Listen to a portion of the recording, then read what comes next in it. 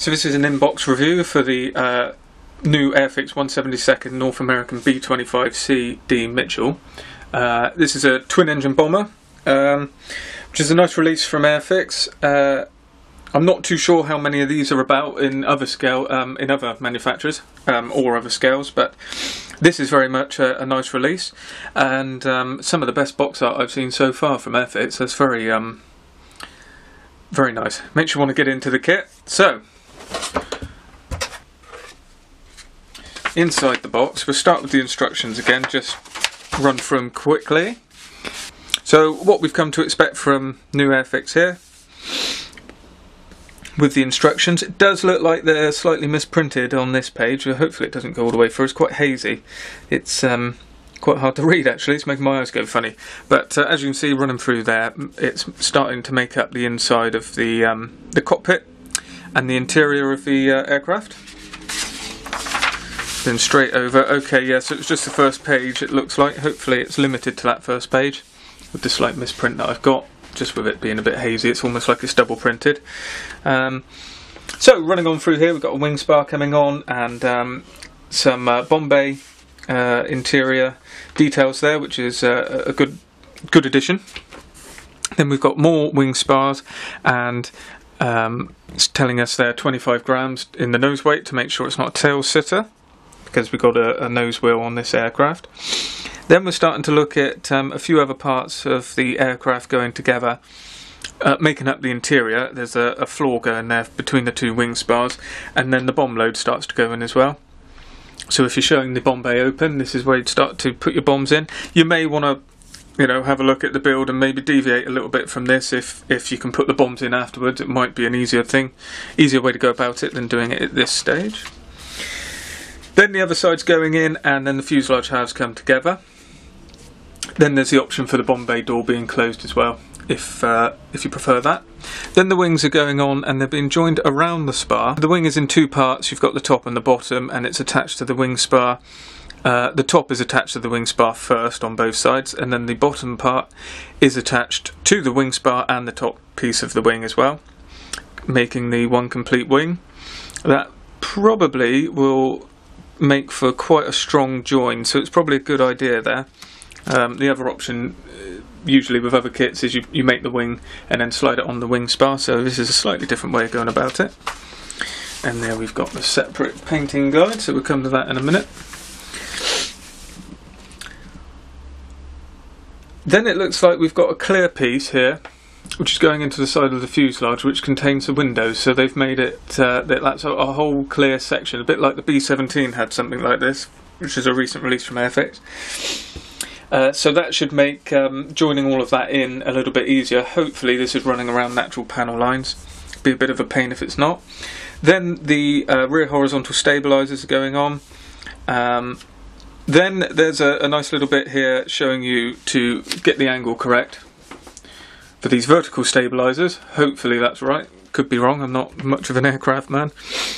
And then we've got now I'm just wondering why it says don't glue the nacelle here. So it's given us a 60-minute gluing time, and presumably that's the undercarriage there, and then the nacelle is just keeping that upright, I imagine. That's what we're doing here. So you stick the piece of undercarriage in, glue it, leave it for an hour to dry using half of the nacelle to steady it, and then you take that nacelle away, I believe. Now we'll come back to that if that's not correct.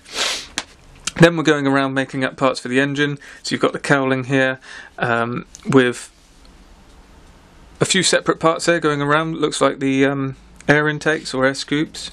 Again, sorry if I'm getting these definitions incorrect.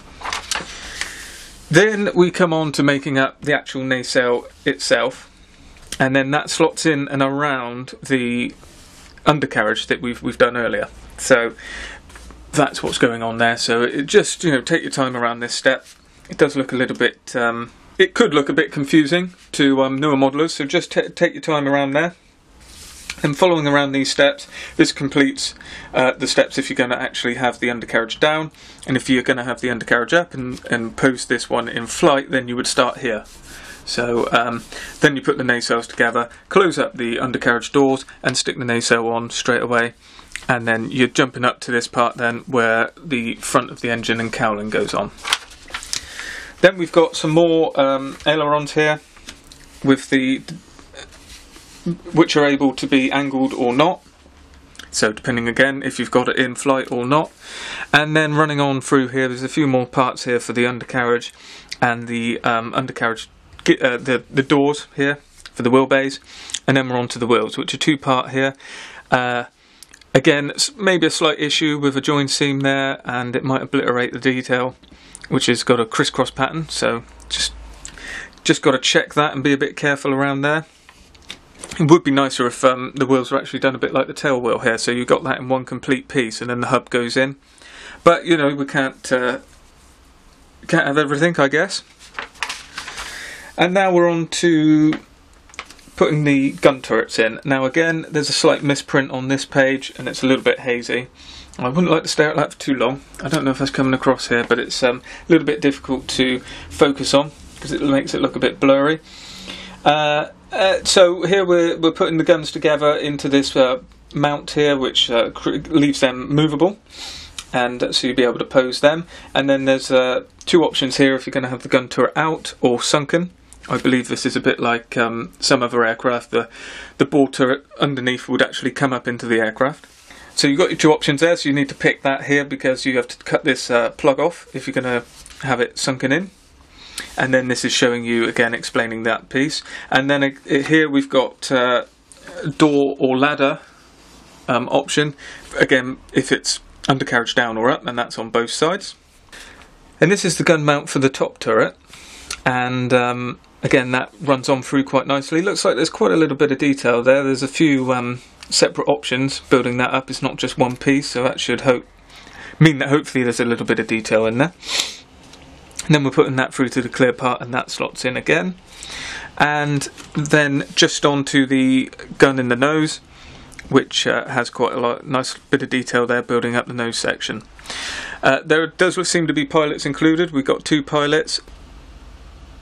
So there's two options for the canopy depending on which marking option you choose. So you've got A or B, obviously that reflects the two marking options. And then the glasswork going in and around the nose. Looks like it sort of finishes this build off. And then we go around and just put in a few more small bits which are just finishing it off with the propellers, the landing lights and a few other clear parts and a few of the aerials on top. And that completes the build. So there's 84 steps there. So a little bit of a complex build, but it is a two-engine bomber, so you'd expect a bit more detail than if you're doing a single-engine fighter, for instance.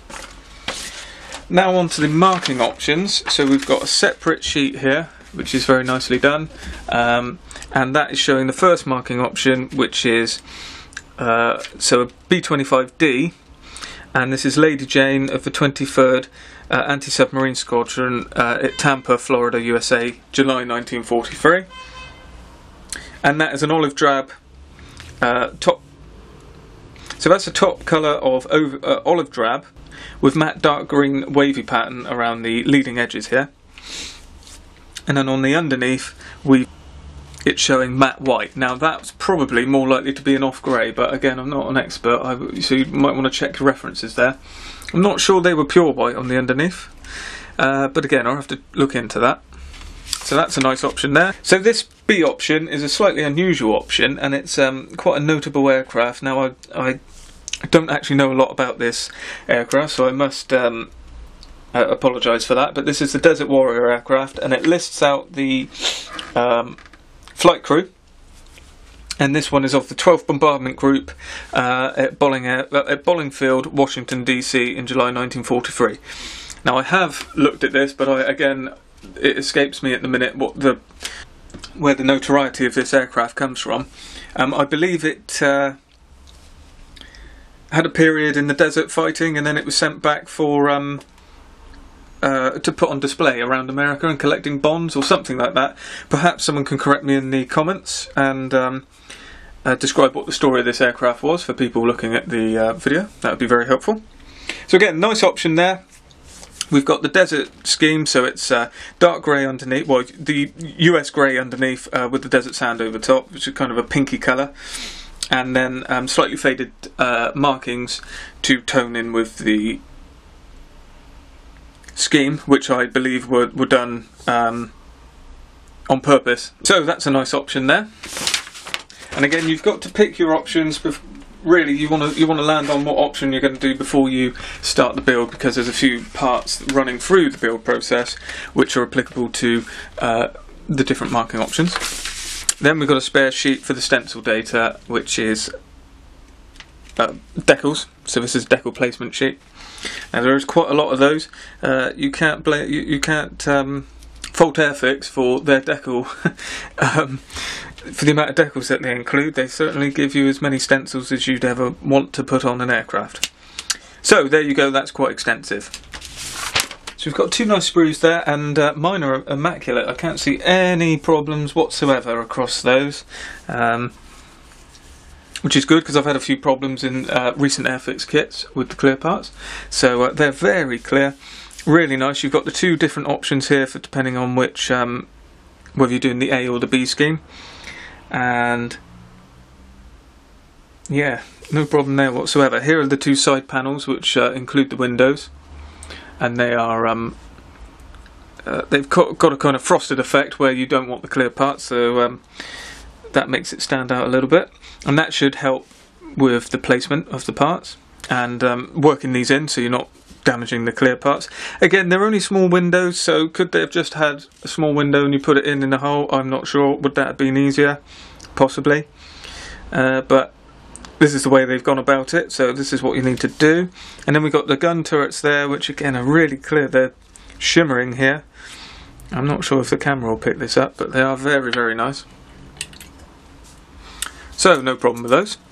Then on to the main sprue, which has the two fuselage halves and the engine nacelles, as well as parts for the interior. And we've got the two parts of the side walls of the bombay here, with the bombay doors open. The pieces look very good. I cannot see any problems in the moulding process. Here are the two sections showing you where the clear parts are going to go in for the windows. And everything looks absolutely fine there. And then we've got a few bits of interior detail here, which is quite nice. There are some ejector pin marks, some sunk and some raised. It's hard to tell whether any of those are going to show up without putting some of the interior parts in, but I would imagine some will, so you might want to check those if you don't want them showing. We do have some small interior detail on the inside of the engine nacelles here, which also make up for the landing gear. But everything seems very cleanly moulded. Panel lines, which is a thing of recent Airfix kits, that's what people want to know about. Well, they are, I suppose, quite thick, quite wide and quite deep.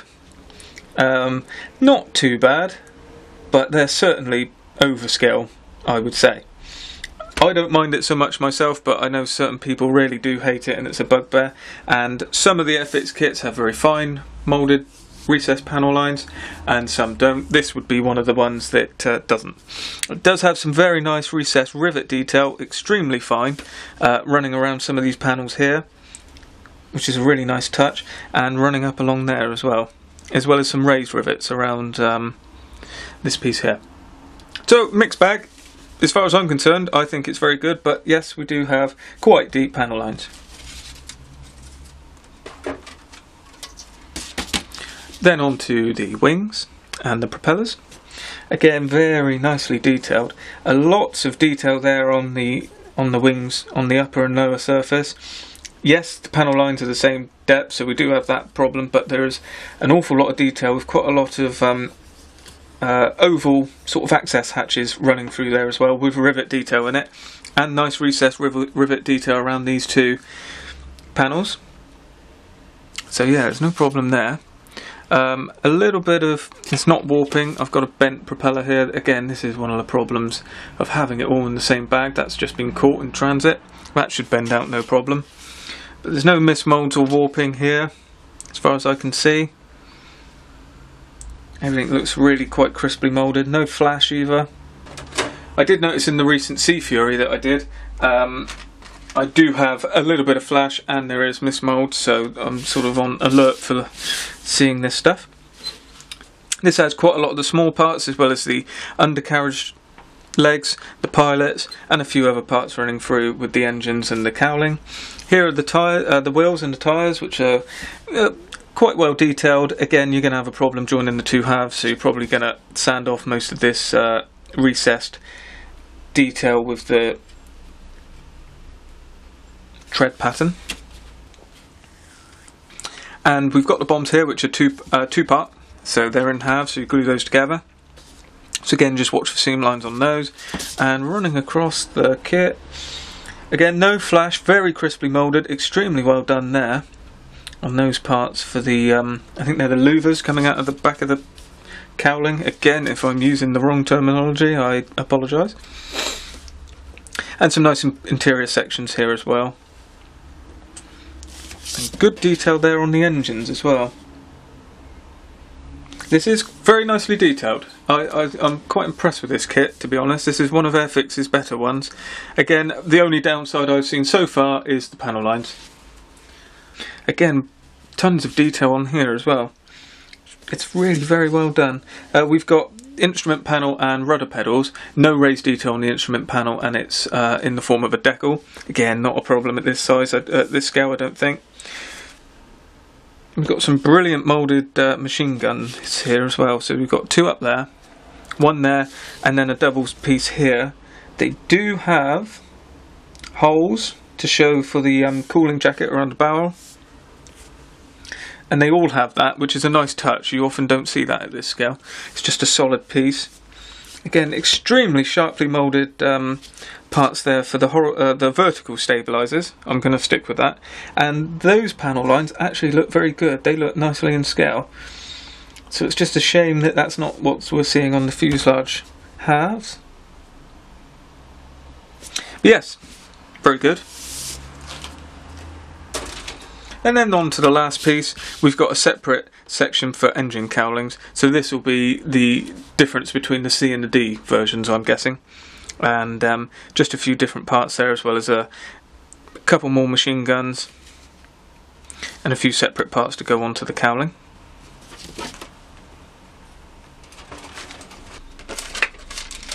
And almost forgot, we're onto the decals. So we'll zoom into these. Now, no problem here whatsoever. Very nice decals. These are very well printed. No problem whatsoever across these. They're printed by Cartograph, perfectly in register, slightly matte finish to them, and there's all the stencils up there as well. And then you've got the ones for Lady Jane, and then you've got the others for the other marking here, for Desert Warrior. And the decals are no problem whatsoever. They're really good and look like they go down great. And that's the Airfix 1/72 North American B-25 CD Mitchell. Looks like a cracking kit, lots of detail, nice internal detail as well, excellent clear parts. Maybe panel lines a little bit heavy running down the side of the fuselage and on the wings. Apart from that, I think this is going to make a cracking kit. Interesting marking options as well. Probably not for everyone. It doesn't sort of jump out at you. You do have some good options there with Desert Warrior and Lady Jane, but that might have some people reaching for aftermarket decals, of which I'm sure there will be plenty. So I hope you enjoyed that inbox review, and if you like the video, give it a like, subscribe to my channel if you like what you're seeing, and I'll see you on the next one.